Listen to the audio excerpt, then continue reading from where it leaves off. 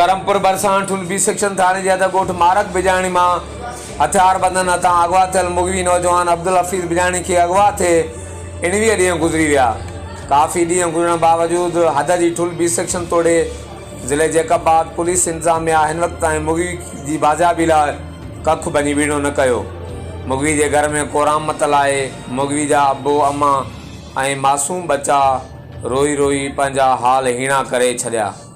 ॿिए तरफ़ मुगवी जी बाज़ाबी लाइ जमात इस्लामी जे सूबाई अॻवान मौलाना अब्दुल हफ़ीज़ बिजाणी, समाजी अॻवान फैज़ मोहम्मद बिजाणी, मुगवी जे वारसन अब्दुल रहीम बिजाणी, अमीर उमर बिजाणी, निसार अहमद बिजाणी, हाफ़िज़ मीर मोहम्मद बिजाणी, सैफुल्ला बिजाणी, ज़मीर अहमद बिजाणी ऐं ॿियनि जी अॻवानी में ठुल वेझो शेरवा पुलिस चौकी वटि कंदकोट ठुल मेन रोड ब्लॉक करे टायरनि खे बाहियूं ॾेई धरणो वियो आहे।